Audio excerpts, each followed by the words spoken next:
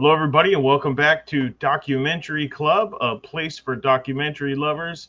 I'm Jeff Jones, and with me is Jay Jax. And in this podcast, we share our opinions on various documentaries, and we hope that you share yours too. Like and subscribe if you enjoy our discussions. Today, we're finishing our discussion on Outcry, the Showtime documentary release from 2020. So we'll just start with some opening thoughts. Jack, we extended this into a second episode because the tables kind of turn in episode 4 and 5. So we're going to cover episode 4 and 5 today. Any opening thoughts for you, and welcome back. Well, thanks. Appreciate that. And hello to everyone out there that's joined us. Really, each episode of Outcry, there's so much in it. It's almost impossible. We almost have to do a summary without really getting in depth. But episode 4 and 5, a real, as you said, turning of the tables and some things that get revealed that are, there's just a lot of events that get revealed that are like, really? There's definitely a lot going on, and it does kind of twist. At the end of episode 3, and in the end of episode 3, a couple things were obvious. Number one, Greg Kelly had just been released on bond. Yes, right. And so he was released on bond. His fate was up in the air. We didn't know, is he going to have to go to another trial? Is he going to be adjudicated? Is he going to be returned to prison and found guilty? And so we weren't really sure what was going to happen with Greg. His fate was up in the air. There were a couple loose ends that still needed to be kind of feathered out. And there were also some interesting goings-ons with Jonathan McCarty. And so we're kind of left after episode 3 really with kind of a cliffhanger. So I'm glad that we get to break into episode 4 and 5 and kind of discuss what was the resolution here. And so one of the things that happens in episode 4 is that Gregory Kelly, he testifies in front of an integrity unit. And I want to play that clip right now of him testifying. Hello, thank you for having me here. My name is Gregory Kelly. I'm here for two things: accountability and truth. Accountability because the people that did this to me need to be held responsible. And truth because if the truth is never discovered, then the victim cannot receive justice. Since being incarcerated, I have studied due process and the importance it plays in our criminal justice system. Our justice system demands accurate outcomes, and when that is not achieved, we as citizens have an obligation to correct it. When I watched Sergeant Daly sit on the stand and defend incompetence, I realized that my purpose isn't just to inspire people who have been treated unfairly, but to be the catalyst for real change in this community. When I was incarcerated, I received an outpouring of love from this community, and it grieved my spirit that the police chief, Sean Maddox, tried to label them as a cult. Just like how he tried to label me as a pedophile. I believe this is a toxic culture that excuses laziness and defends incompetence. But when Chief Maddox said that this was the best police work he had ever seen, it became clear that change is required. Because an organization is only as good as its leader. This was about winning and achieving a successful prosecution at all costs, and had very little to do with justice and truth. I will extend you the benefit of the doubt that I was denied by the police department, but I expect immediate action. Thank you very much, and God bless you. Is there anything that you took out of those statements? I have a couple things, but I'll let you go first. Those kids were never even shown a photograph of Greg Kelly. Not one. There was nothing. There was no investigation. If they were, Jack, if they were shown a picture of both Jonathan and Greg, Yep. It's a 50-50. It is. You bring up a great point, because what if they had shown the boys pictures and they said, you know what, that's Greg, but they point to Jonathan. Right. That's right. One Because of the they did things look alike. They did look alike. They certainly did. Yeah, hard to. I mean, not so much as they got a little bit older, but in definitely at that time. One of the Yeah. things that we didn't bring up in past episodes that I think you mentioned to me that kind of came up in this one is the chief of the police labeled supporters of Gregory as a cult. That's right. He did. What do Right. you feel So, about them labeling supporters as a cult? well, that was the police chief that did that. I thought it was terrible because he's calling this the best police work he's ever seen, and they didn't. And Detective Daly didn't do anything. I mean, they eventually, they went and took some photos. Thank God for that. But because this is one of the things that really put his appeal attorney on the proper track, and I think that, and you can hear this guy talk, this police chief Mannix. I just thought that it doesn't matter what you say to this guy, he's never going to agree that they got it wrong. He's never going to cross that line, and I'm sure he knows that they were wrong, completely wrong. And the pursuit of how this Detective Daly went about his job was just so substandard, man. It's I think you awful. bring up a good point that our system doesn't reward honesty. Like if you No. say, "Oh, I made a mistake," and I made a mistake, so therefore, I'm coming forward and I'm, looking for atonement, or, that opens you up to civil suits. It opens you up to more loss. So our system, in a way, is designed to create liars in a way, right? Like, Oh, it never no, it most certainly is. don't ever admit guilt ever, because you could be held liable if you just stick to your guns and say, no, it was not only did we do everything right, we did everything perfectly right. Well, It's you could say you could hear him say, I get the good. This police chief, I can't remember his exact words. We've got the good and the bad, and people coming out with me with pitchforks. It don't matter. It don't make any difference to me. I knew right then that this guy, he's never going to admit wrongdoing ever. one of the other points that I pulled out of that clip of Gregory testifying in front of the integrity unit and in front of the county council or the city council was a phrase that we've heard many times, and we've heard it reverberated in this case, and that was, they're more concerned with achieving a successful prosecution than they are about the truth. That's right.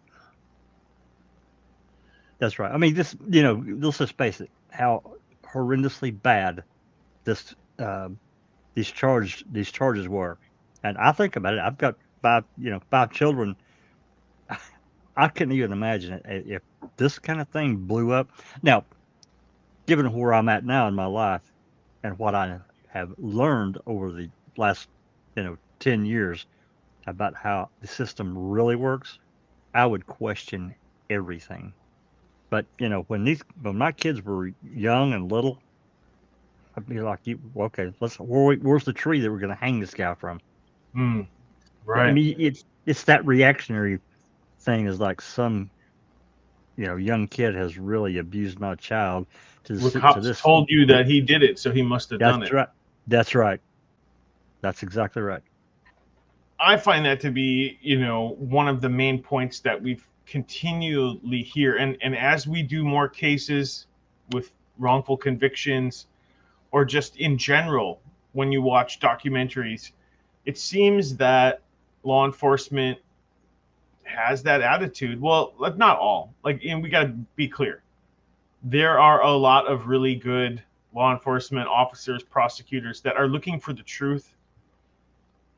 Oh yeah, absolutely. Like the prosecutor in this case, I'm talking about the new prosecutor. The newer prosecutor, yeah.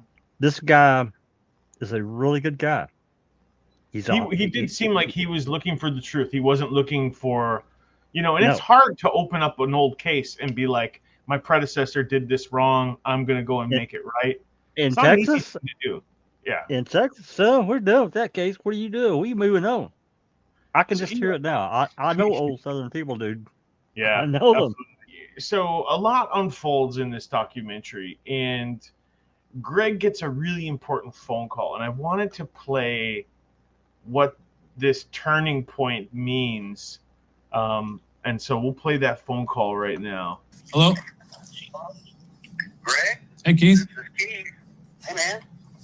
What's going on, man? Hey, look, I just, I need to update you. Okay.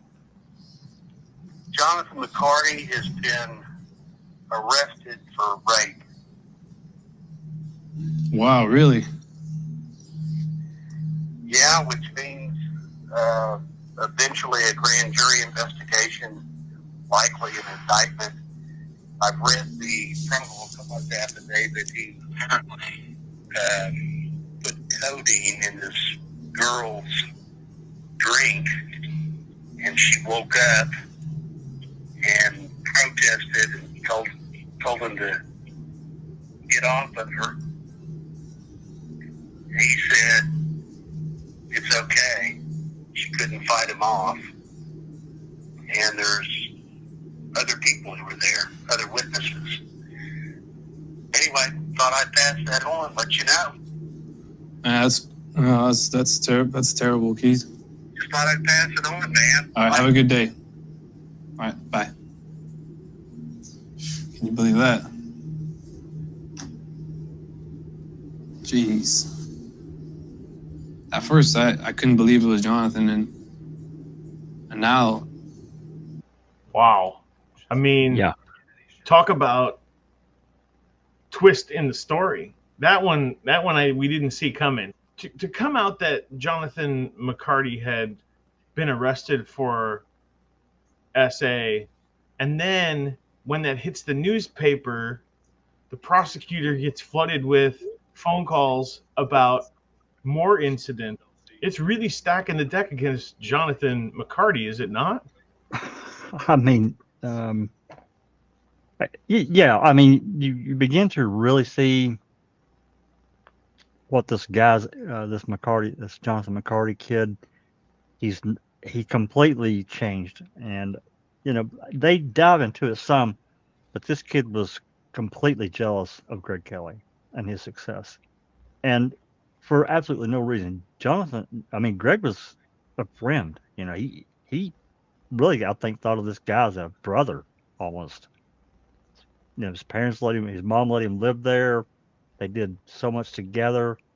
But he was just more athletic.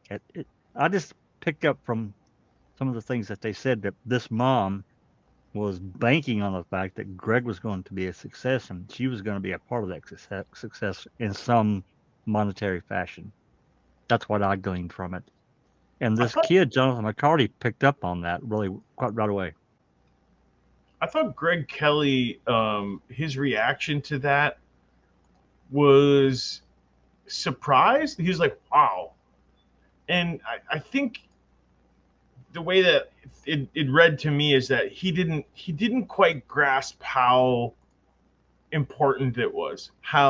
And I think it takes a while for it to set in. Like, what does this really mean? It means this guy's been preying on people for a long time. And it means that the tables have turned, and the tables are going to start turning in public opinion for him. I think that's a really pivotal moment for the public opinion.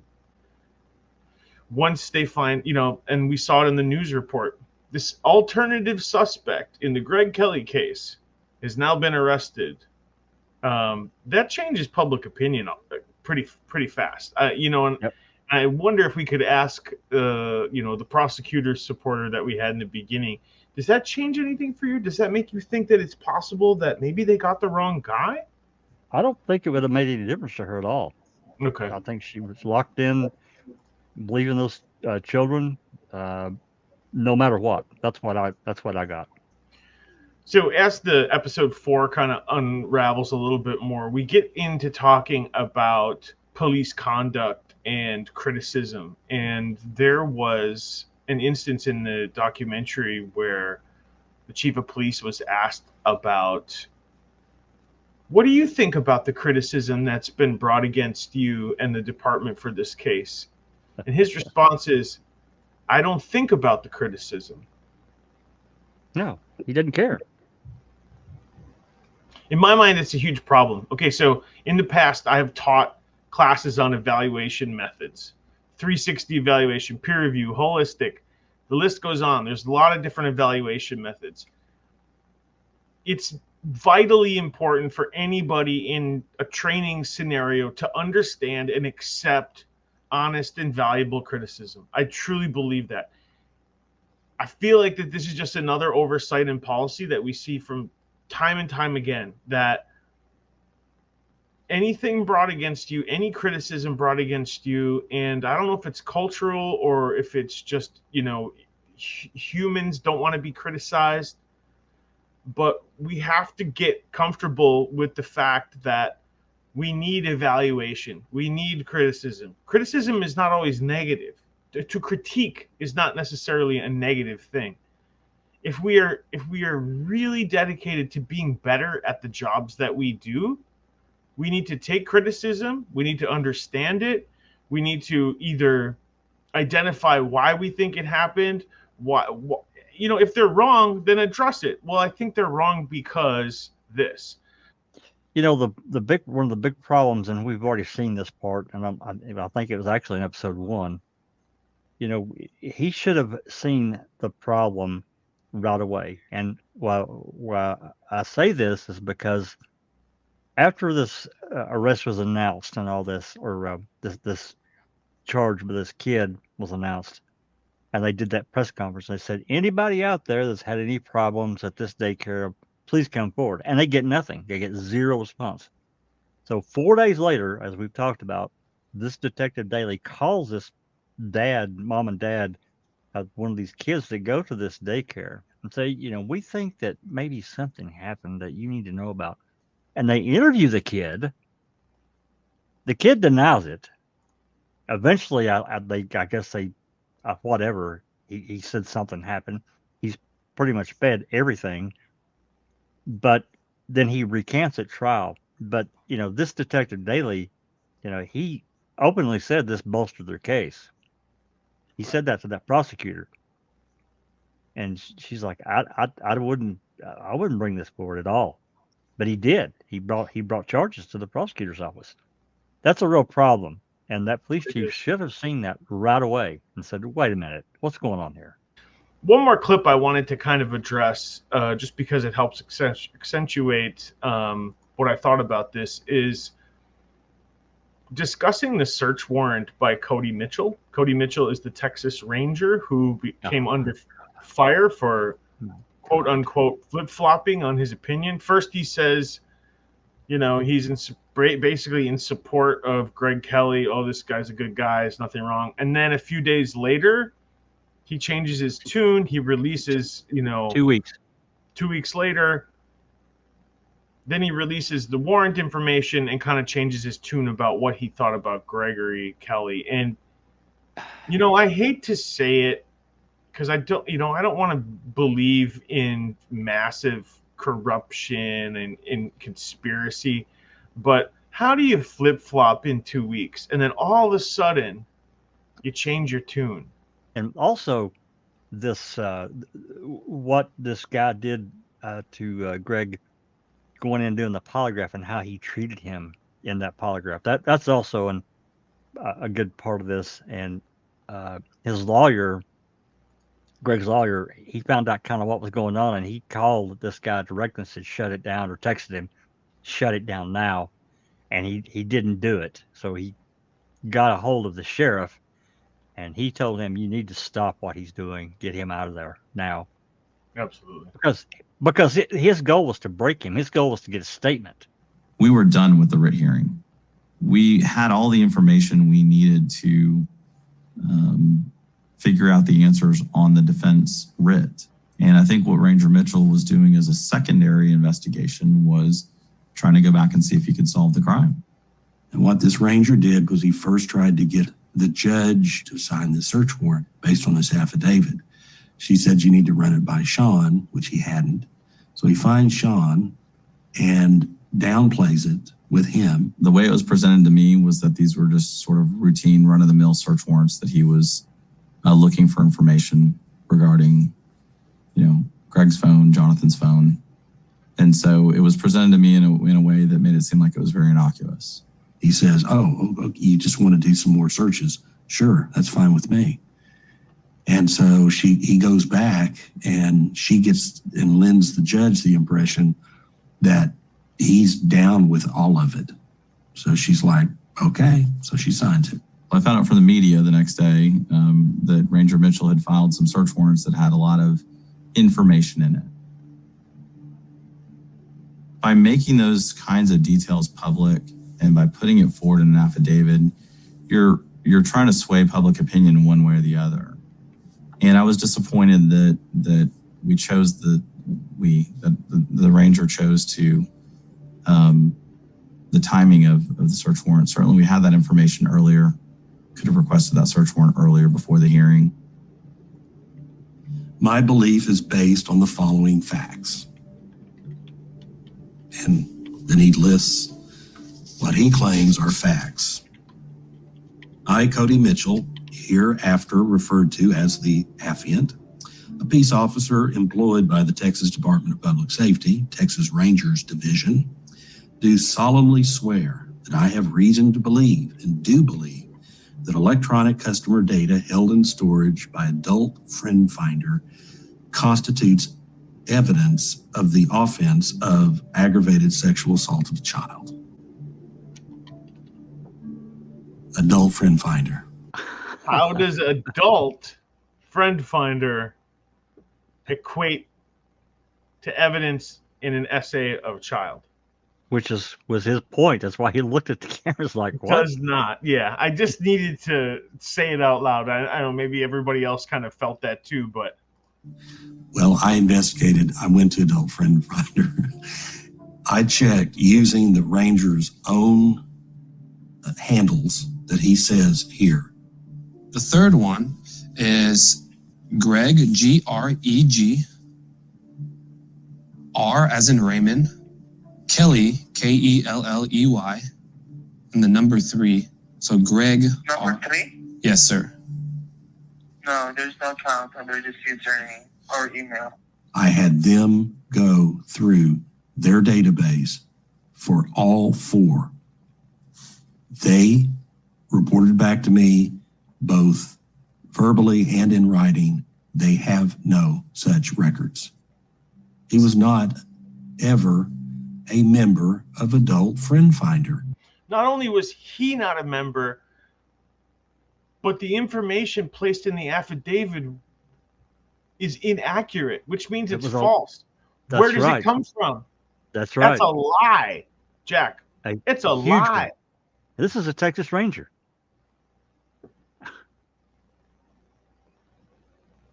Unbelievable, man. I was blown away. But, again, you said it earlier. Who called this guy? Who contacted this Ranger to say, you know what? You need to stop what you're doing because you've made us look terrible up on the stand up there, what you said. Well, okay. If the shoe fits, you just got to wear the shoes. We started talking about my phone history. And he started talking about Adult Friend Finder to me. And I was like, man, I've never been on that website. I've never been on that website. I've never used it. He starts getting very, very angry. Like, because he's not getting out of me what he wants. And he says, you know what, Greg? And then he told me this, and I've told you this before. He said, the higher you can get, Greg, the harder you're going to fall. That's what he said. And I'm like, what does that even mean? What are you trying to imply? To me, it's like all this is going in my favor. The truth is finally coming out. He's not liking it. He's trying to ride the fence. And it seems like the higher I'm getting, he's going to find something to smash me into the ground. According to the warrant, there is discussion that Greg Kelly, in fact, had a photograph of himself with this young boy, this 4-year-old boy that he was later convicted of sexually molesting. There is a photo. The only selfie is the one with him and Gregory, and not CV1. It's a different child. Who initiated the selfie? Me. I was a kid. And so it's just like, and we take a picture, all of us, and I remember Parker is just smiling, just huge. Yeah. And then he went back downstairs. Yeah. And you think this is the photo he's referencing this? It's That's the literally only one I can think of. It's the only one. I even know, like, Why would I take a picture with a kid? The affiant believes to a high degree of probability that during the 2013 to 2014 time period, Kelly was displaying undeniable indicators of being a sexually motivated, high-risk threat and was in need of help and guidance to understand his feelings and control his urges. I assure you, no cop has ever written a paragraph like this to get a search warrant. Dr. Freud here has appeared. Greg looked at porn sites, probably a child molester. The one thing that really breaks out to me here is that Cody Mitchell, the Texas Ranger, is not a psychologist. He's not an expert in determining if someone is a sexual deviant. But yet, and I think that the defense attorney makes such a great point. Oh, here Dr. Freud steps up. He did. That's excellent point. It was such a great point. How are you in a position? And if you're in a cross-examination and you have a lawyer cross-examining you, where do you have any skills, training in identifying who is or should be, or what demonstrates undeniable evidence? That's a pretty strong accusation. Undeniable evidence. And you have no training in this at all? Right. There was nothing. Absolutely nothing in Greg's background. Most kids in today's world, I'm not talking about my and your world growing up. I'm talking about in today's world in the last, 25 years or 30 years, the internet has been part of their life, and it's free access. This goes back to the credibility of what this Mitchell guy, this Ranger, what happened? Something happened. Something happened. Somebody got to him and said, hey, you don't need to fabricate. Well, he did fabricate evidence, but you need to change the court of public opinion. That's what I feel, because that's what all it did. It didn't change the outcome of the case, but it shifted that public perception. Maybe the cops didn't get it wrong. You know what I mean? Right. Like, obviously it came from that one defense attorney lady that you want to hang up by her bootstraps. But dude, somebody or the original prosecutor, I don't know. I'm not here to name names or anything, but to me, it had to be a superior within the Texas Ranger. I don't think that this guy would have necessarily fought. No. Well, Mannix might have said something, or Mannix might have called, this guy superior at the Texas Rangers and said, hey, what's this guy doing? He's killing us. He's, and there was a conversation. I don't know that. I just know what it looks like. I see the end result of what he did. Speculation on my part, your part, anybody out there that's watched this has said, wait a minute, why did you do this? What changed your position here? Because clearly something did.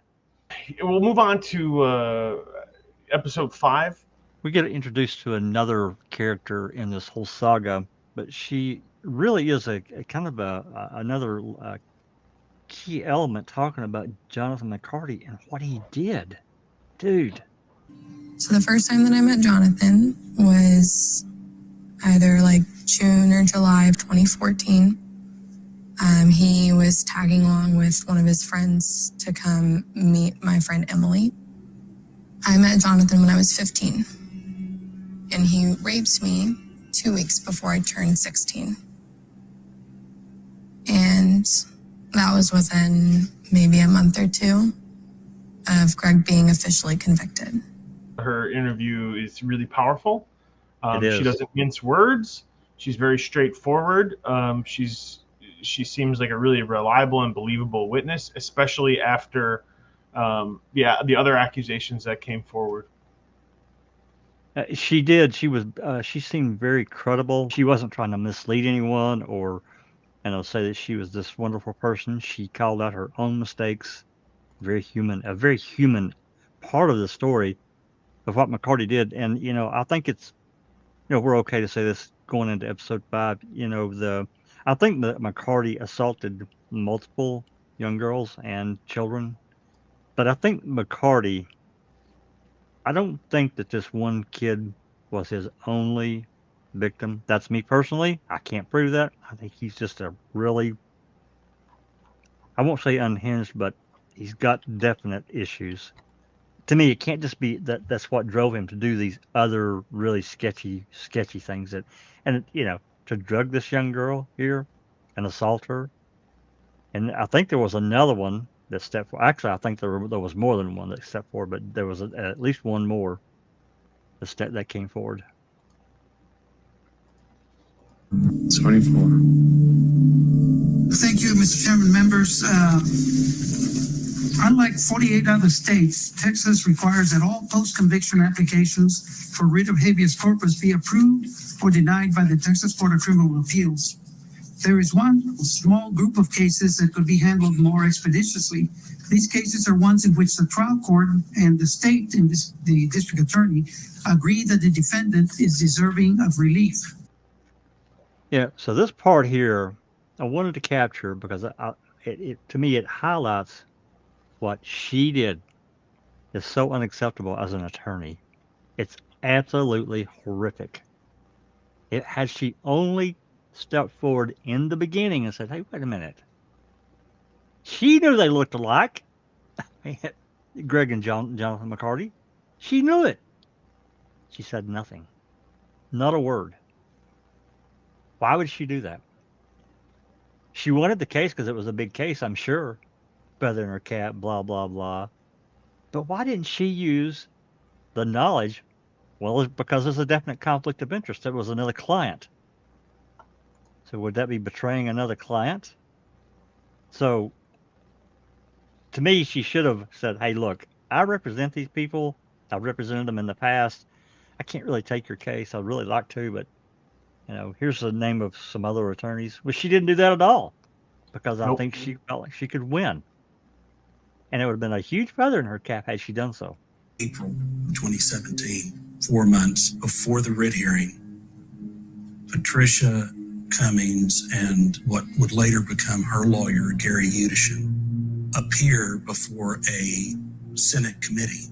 We have worked with the state prosecuting attorney, Ms. Sewell, today to craft some of this additional language. They were working together, urging that they pass a bill that would entitle local people and save them from having to go through the CCA. The DA and the local judge could agree, and then that person would not only be free on bond, but would be exonerated and it would be over.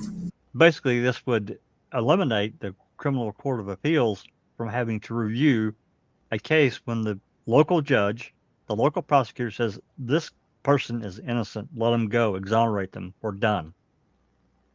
And it's over. There's not that extra step that has to go before the 9 judges of the CCA.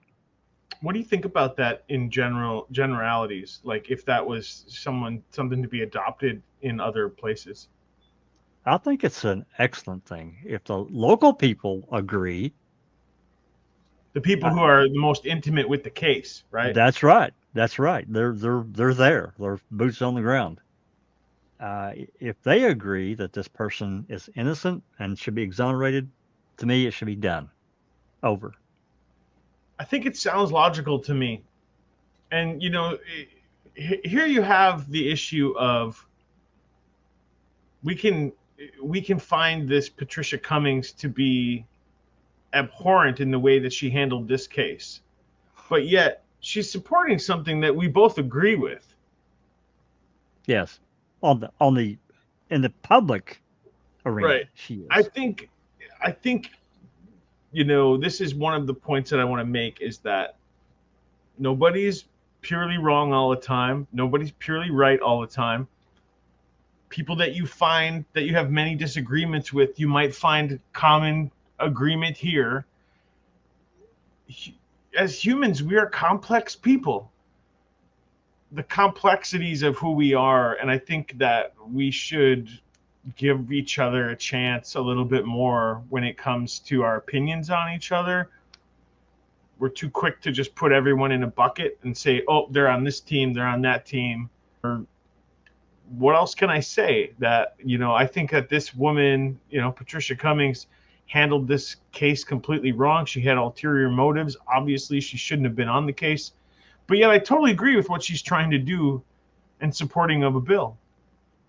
But maybe, looking at her own career and her own self-interest, maybe she felt like this would, maybe right a wrong that she had done, at least publicly. But at the same time, privately, as we get more into this, wow, just holy crap, man. This next part is, he's been out on bond for a couple of years now, and he's been waiting for the court of appeals, or this criminal court of appeals, to make a decision. And every Wednesday at 9 a.m. they release their rulings. So they're living in New York at this point, him and Gabby. As usual, he's looking, and boom, he's been relief granted. And you can see the emotion that comes out. He texts Gabby. She rushes home, and it's a really human moment, I think, for them. Right. These young kids.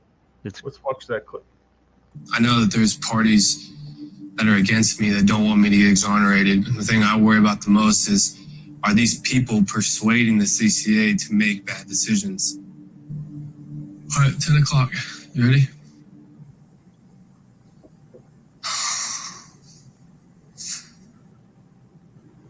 Relief granted.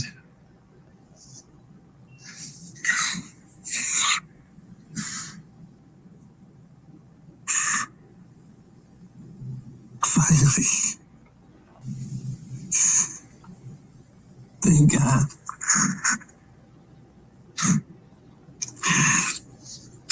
I text Gateway.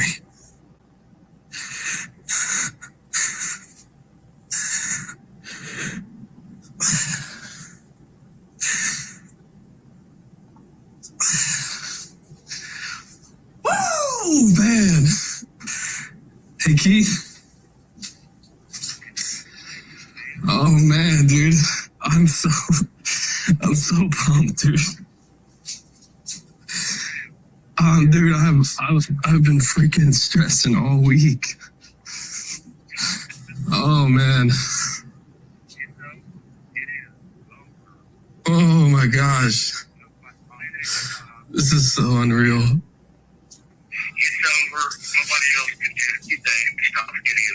Yeah, I mean, the past 6 years of my life is just flashing before my eyes right now.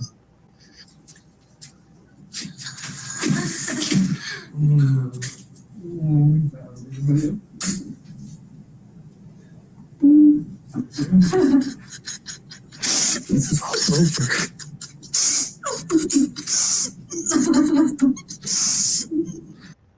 It's such a touching moment. It's almost brings tears to your eyes, really. Absolutely. I hate to bring us down a notch, but sometimes it's what we do. Is I think about all the people that don't get that moment.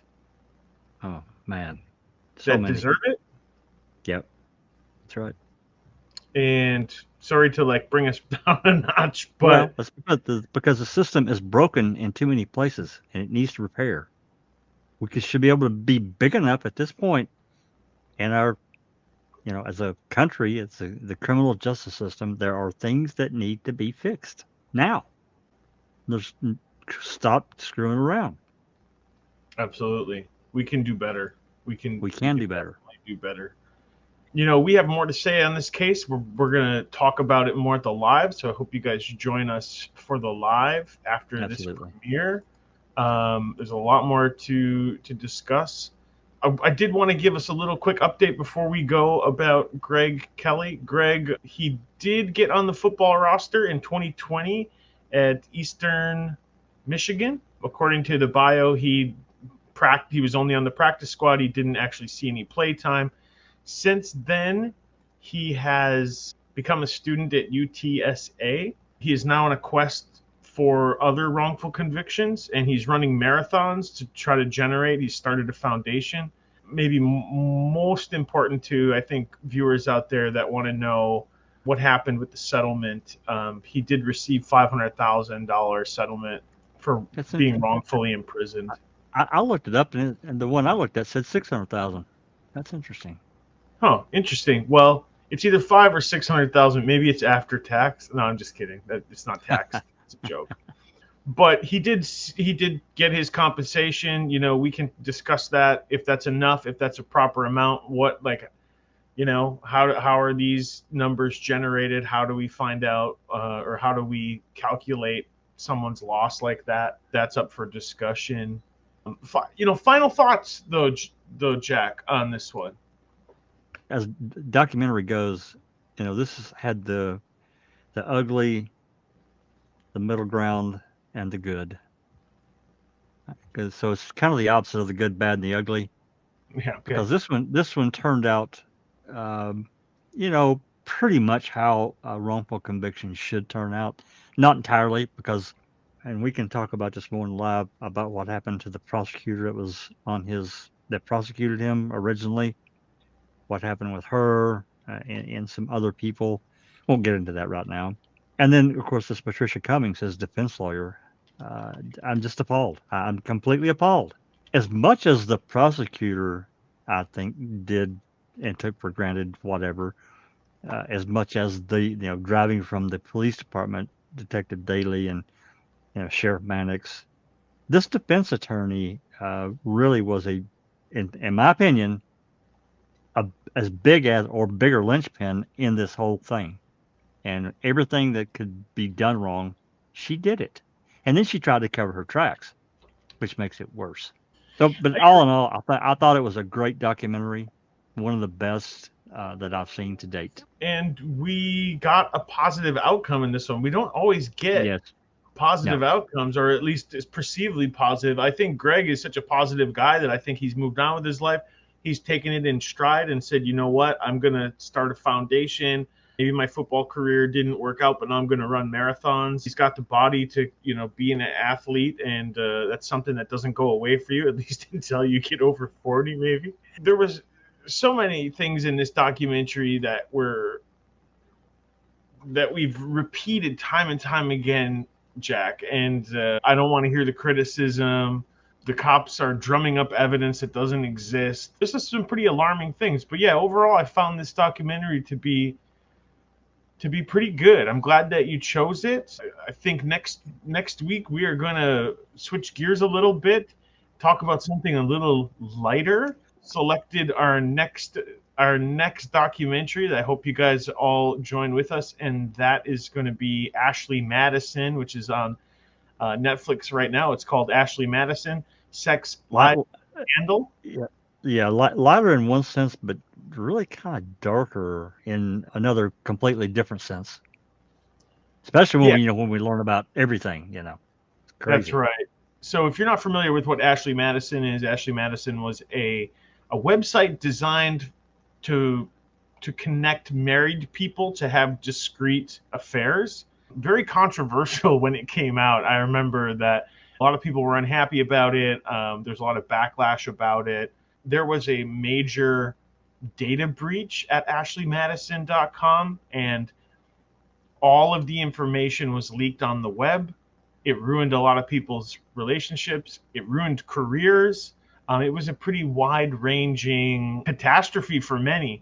So there's a lot of moral issues to talk about. There's a lot of questionable behavior that happened, and mainly it was the mismanagement of ashleymadison.com. But we will talk more about that next week. So if you want to watch along with us, watch the Ashley Madison documentary and join us next week for the premiere. I'm Jeff. I'm Jack. And this has been Documentary Club, a place for documentary lovers. We'll see you guys on the next one.